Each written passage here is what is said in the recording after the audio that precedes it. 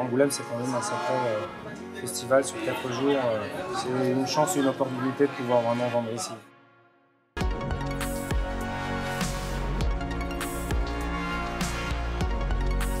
Angoulême. La plaque tournante de la bande dessinée est de retour. Les masques tombent, les visages réapparaissent après 2 ans de confinement et les sourires se dessinent de nouveau. C'est génial de voir que la BD a tenu le choc face au coronavirus. Mais qu'en est-il aujourd'hui ? Il existe un grand nombre de bandes dessinées pour un grand nombre de lecteurs et il devient de plus en plus difficile pour une BD d'exister sur les tables des librairies. En 2021, la BD s'est en moyenne vendue à 1 million d'exemplaires par semaine, un chiffre record. Bande dessinée franco-belge, romans graphiques, comics, mangas, l'offre est de plus en plus grande et la demande aussi. La crise du Covid-19 a montré que le livre tenait une place dans le cœur des Français. Le Festival d'Angoulême est le parfait endroit pour se rendre compte de l'état de la bande dessinée et c'est ce qui fait du salon un rendez-vous incontournable. Les plus gros éditeurs attirent toujours plus de lecteurs, leur offre s'amplifie un peu plus chaque année. Mais quelle place reste-t-il pour les plus petits qui se chargent de proposer autre chose ? Comment permettre à tous ces albums de coexister ?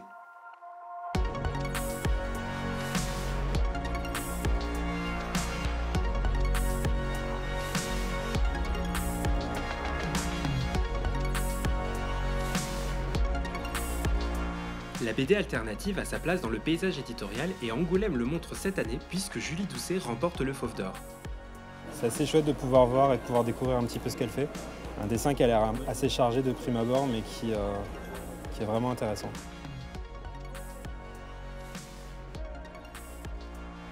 Le festival, c'est aussi l'occasion de découvrir de nombreux albums, mais également de rencontrer ses auteurs préférés et d'obtenir une dédicace.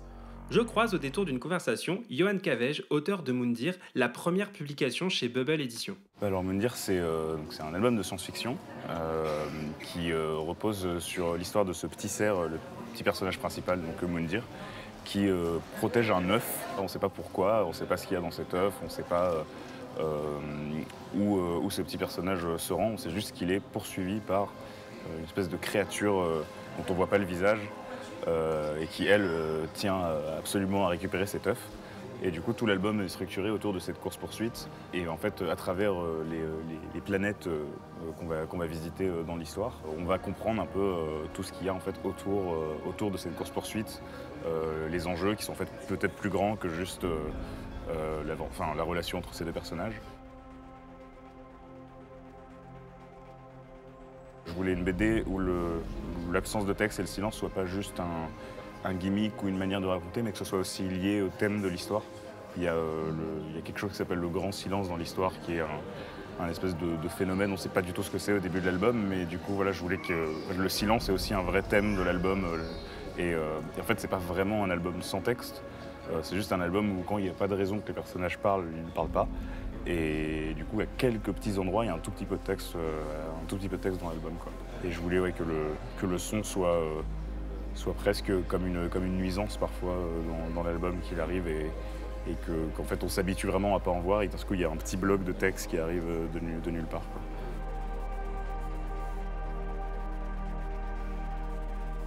Ça remonte à très longtemps, c'est un personnage que j'ai créé en 2016 quand j'étais encore en études.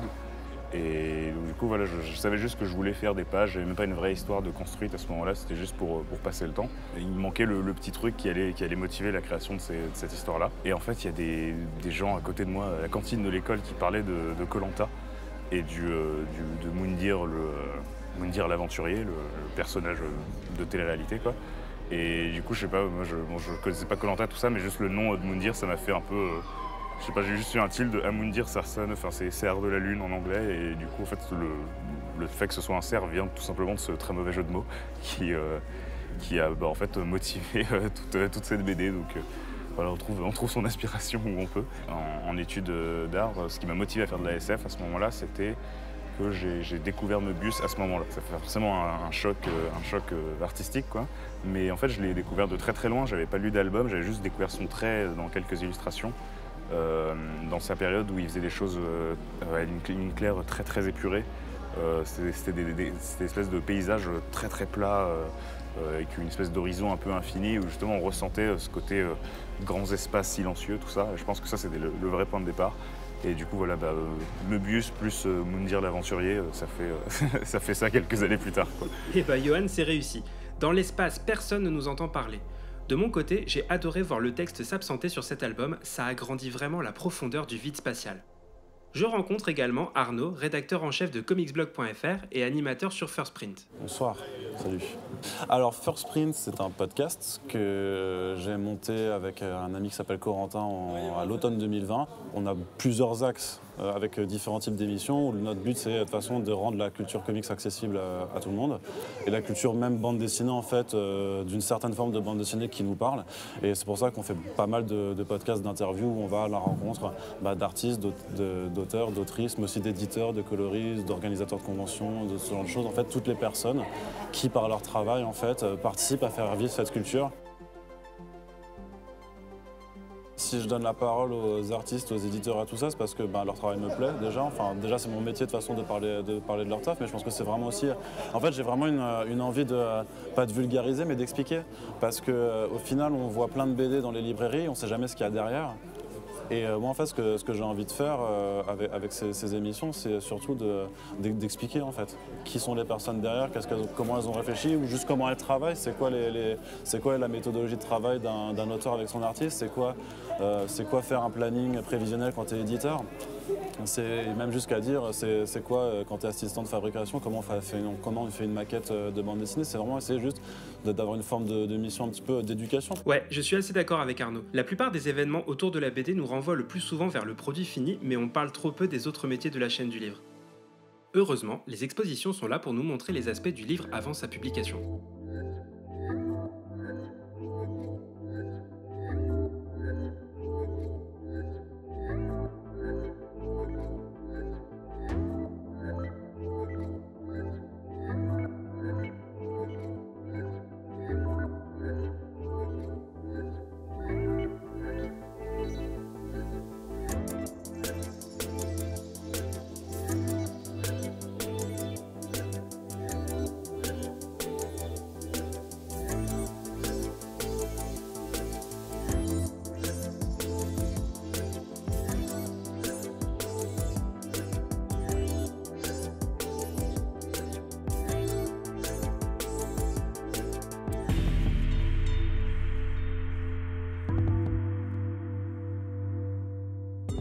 Ce que j'aime bien quand on regarde la différence entre des planches d'Uderzo ou de Maurice par exemple, c'est que Uderzo va souvent utiliser le noir pour construire l'arrière-plan des personnages dans l'ombre, alors que Maurice va utiliser parfois le personnage, il va noircir le personnage au premier plan.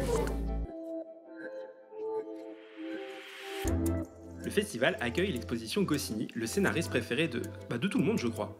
La BD ne serait pas la même s'il n'était pas passé par là. Astérix, Lucky Luke, Is No Good, Le Petit Nicolas, son œuvre est fantastique. René Goscinny fut à l'origine de la création en 1956 d'une charte des auteurs de BD dans le but de mieux représenter le travail des auteurs. Sa présence en 2022 est absolument cohérente avec le climat actuel et les changements qui s'opèrent dans l'univers de la BD. Le combat de Goscinny décédé en 1977 s'est longuement poursuivi jusqu'à aujourd'hui. Petite anecdote, il est également le premier scénariste de bande dessinée à apposer sa signature sur les planches. Si Goscinny n'est pas le premier scénariste de BD, il a grandement contribué à lui donner ses lettres de noblesse.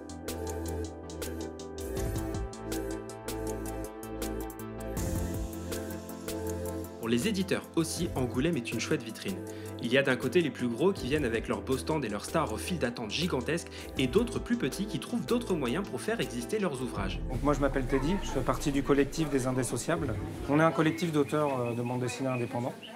On va en fait proposer un recueil de BD collectifs pour réunir des fonds communs. Pour essayer de pouvoir prétendre à des festivals, en termes de coûts, d'inscription, et aussi de pouvoir s'entraider en cas de projet, de faire des financements participatifs. Voilà, l'entraide. On a fondé ce collectif-là en 2018 et le premier projet de recueil collectif était sur le thème indissociable, de créer des récits autour de ce thème-là.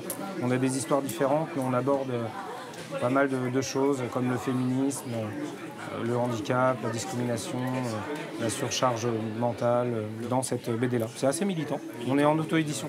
On décide de se débrouiller tout simplement, de limiter au maximum les intermédiaires, de travailler uniquement avec l'imprimeur et ensuite nous et les lecteurs directement, de faire de la vente directe ou de proposer des dépôts dans les librairies pour des librairies plutôt singulières, indépendantes, ou alors plutôt conventionnelles, classiques. Ça dépend. On fait des propositions et si le courant passe bien, il y a un bon feeling, on bosse ensemble.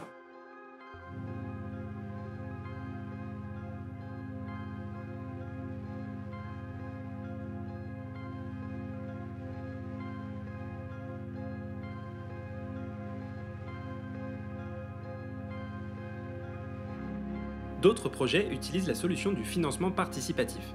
C'est d'ailleurs le cas de Moundir, dont l'objectif a quand même été atteint à 458%. Quelque chose qui me faisait un peu peur au début, le côté, et toujours aujourd'hui je suis un peu mal à l'aise avec ce truc de faire payer aux gens une BD qu'ils auront dans les mains que des mois plus tard. Même si, de ce que j'ai compris, les gens qui participent au Ulule sont assez habitués à ce rythme-là et limite aiment bien parfois un peu oublier qu'ils ont commandé un album et puis le revoir un peu plus tard comme un genre de cadeau de Noël qu'ils se font à eux-mêmes, quoi. Je pense qu'en BD, un des gros soucis, c'est qu'on manque de communication, en fait. Ça reste, à part des très très gros albums, en fait, globalement, quand un éditeur il sort sa BD, juste il dit la BD sort et c'est un peu aux libraires et aux diffuseurs qui placent la BD en librairie de faire le travail pour que la BD se fasse connaître, quoi. Ou c'est sur le nom de l'auteur seulement. Et moi qui sortais de nulle part, en fait, j'étais énormément aidé par cette campagne, quoi. Bubble, c'est une boîte qui certes débutait dans l'édition, mais qui avait déjà de l'expérience dans les campagnes de financement participatif. Ils avaient plein de bonnes valeurs à mettre en avant, comme le fait de vouloir lancer des jeunes auteurs, un peu mieux les rémunérer et tout, mais je pense que leur vraie valeur ajoutée, c'était ça, en fait. C'était de se dire, on fait peu d'albums, là, ils en font qu'un à la fois encore, et du coup, de mettre absolument tout ce qu'ils ont, et notamment via cette campagne Ulule, pour qu'on parle le plus possible de l'album. Et c'est vrai que c'était chouette d'avoir presque un genre de micro-événement dans la BD, quoi. Ils ont presque créé un public en fait de rien parce qu'eux avaient leur base de personnes qui connaissaient Bubble. Donc en fait, les gens ont un peu soutenu pour plein de raisons différentes. Certains c'était parce qu'ils aimaient Bubble, certains c'était pour la curiosité de soutenir un jeune auteur qui se lançait. On a essayé de montrer beaucoup d'images, mais en fait la BD était... J'avais 30 pages à ce moment-là sur les 200, quoi. Donc on n'avait pas tant de choses que ça à montrer. Mais en tout cas, je sais quoi, c'était super encourageant, je pense, surtout ce truc de voir qu'il y avait un public et qu'il y avait un intérêt avant même que la BD sorte, quoi. Ça a aussi rajouté un peu de pression, du coup, parce que je me disais, ouais, en fait, il y a vraiment là des gens qui ont déjà acheté le livre, et du coup, il va falloir que ce soit à la hauteur. Mais c'était de la pression assez positive, quoi. Ça m'a juste motivé à d'autant plus donner le meilleur de moi-même sur l'album. Et je pense qu'on est tous contents déjà de la campagne, et maintenant on est tous contents du livre.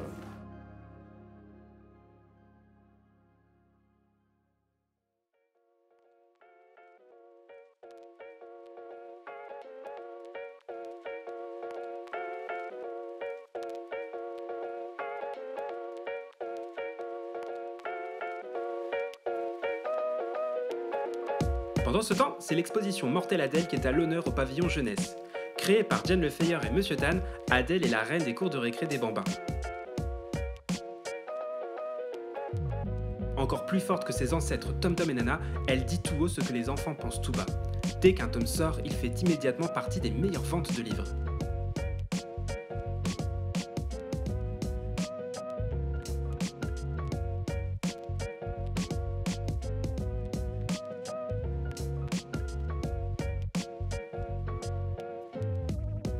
Il se casse quand même bien la tête pour faire une belle scéno. Sans transition, on file voir l'exposition Tatsuki Fujimoto, mangaka japonais né en 1993 et déjà auteur des 2 séries à succès Fire Punch et Chainsaw Man. Violence, violence et violence sont les maîtres mots des univers de Fujimoto. Il publie début mars 2022 un petit one-shot autobiographique beaucoup plus léger, Look Back. Un livre que j'ai personnellement beaucoup aimé et qui finalement démontre un univers de mangaka plus violent qu'il n'y paraît.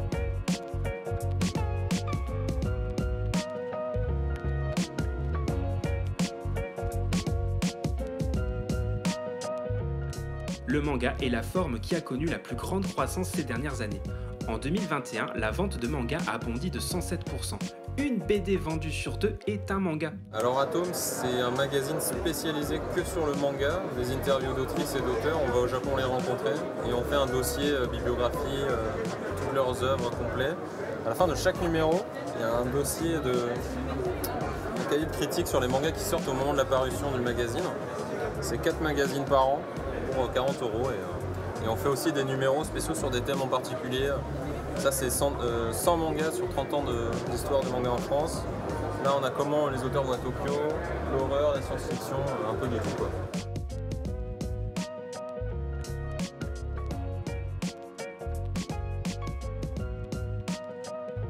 La bande dessinée japonaise très prisée par les plus jeunes connaît de très beaux jours devant elle. Ça a été un cercle vertueux pour le manga et triste pour le comics, c'est que le manga vend plus, donc on en commande plus, donc on fait agrandir le rayon, donc il y a encore plus de choses à avoir dedans, et donc tu vas aussi en vendre plus forcément. Alors que le comics, ben, ça se vend pas, donc on en retire, donc ça se vend encore moins, et donc on en retire encore.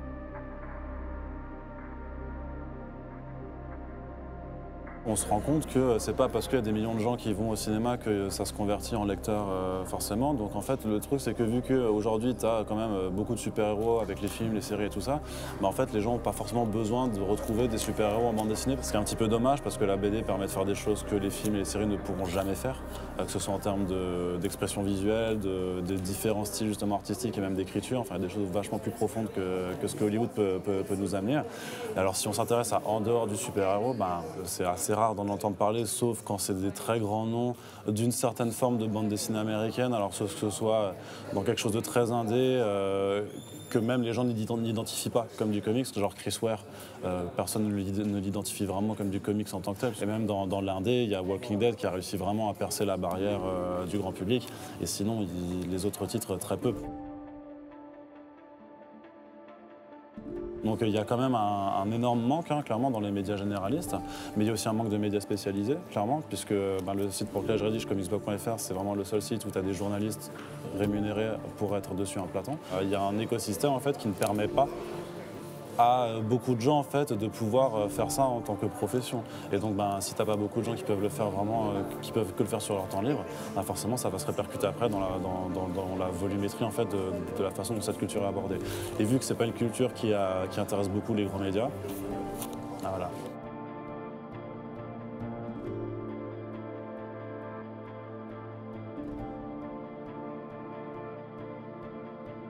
Chris Ware, qui a été honoré l'année dernière du Fauve d'Or, a droit à une très belle exposition à l'espace Franquin. Je connaissais partiellement le travail de Chris Ware, mais grâce à l'exposition qui lui est consacrée, je comprends mieux son univers graphique si particulier. C'est quelqu'un qui découpe énormément en fait, tu vois. Là on a vraiment une illustration, une seule, et elle est découpée en plein de tranches comme ça, comme si c'était vraiment un gaufrier. Quelqu'un qui travaille beaucoup le découpage à la fois dans différentes cases, mais aussi au sein d'une seule et même planche, d'une seule et même illustration. Vraiment un découpage qui rappelle vraiment l'animation finalement, quoi. Waouh! Un graphisme assez impressionnant quand même. C'est à la fois un petit peu cartoon et très réaliste. Les lignes sont droites partout, que des lignes droites. En fait, tout apparaît presque très ordonné et en même temps, il y a énormément d'images dans une même planche.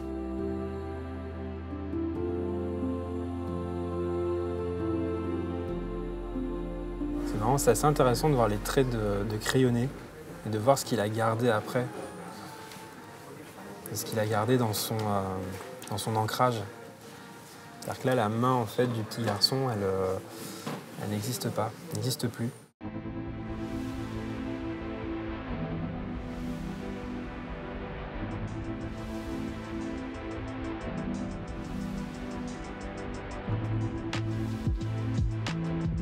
On a du mal à donner le nom de comics aux albums de Chris Ware car cela reviendrait à les ranger aux côtés des albums de super-héros. Ces albums font partie de ce que beaucoup aiment appeler les romans graphiques. On peut utiliser le terme roman graphique, mais même le terme roman graphique au final a quand même une connotation un peu négative puisque c'est le nom utilisé en fait pour dire que tu lis de la BD sans dire que tu lis de la BD parce que ça a une forme d'aspect un peu plus noble. Mais après j'estime qu'à un moment, oui, s'il faut utiliser ce genre d'astuce pour gagner une bataille, on va dire, culturelle en fait, parce que c'est au-delà de vendre des BD pour les éditeurs ou pour les artistes, c'est aussi juste une question d'existence en fait. Il faut montrer que ça existe en fait, ça reste une belle production. Donc oui, s'il faut utiliser de petits arrangements marketing, ça me semble pas forcément déconnant. La BD avance vite, trop vite pour certains ouvrages. Le marketing donne un rythme de vie à la bande dessinée quand bien même les différents genres ne fonctionnent pas de la même manière. Le comics ne se vend pas aussi rapidement que le manga, pourtant les rythmes de parution sont similaires. Ce marketing qui dirige le tout et en même temps qui permet à la bande dessinée d'exister est un paradoxe assez flagrant contre lesquels les éditeurs doivent se plier et en même temps se battre. Le truc, c'est que c'est des rythmes de production qui vont toujours vers l'avant et où tu n'as pas trop le temps en fait, de te poser sur ce qui vient de sortir, que tu es déjà obligé d'aller regarder ce qui va sortir. Et en fait, cette forme de fuite en avant, elle est excitante parce que tu as l'attrait de la nouveauté tout le temps, mais des séries qui sortent, en fait, ne peuvent pas être encore lues ou commandées genre un an après, parce qu'en fait, elles auront déjà disparu. Et ça, c'est un problème. Moi, je pense que limite, il faut faire un rayon, un des From the States, je sais pas, tu vois, et pour montrer, regardez, cette partie-là de la bande dessinée américaine, elle existe. Si on donne en fait les informations et qu'elles sont plus accessibles, peut-être que ça permettra aussi aux gens d'être plus perméables en fait à ces types de bande dessinée.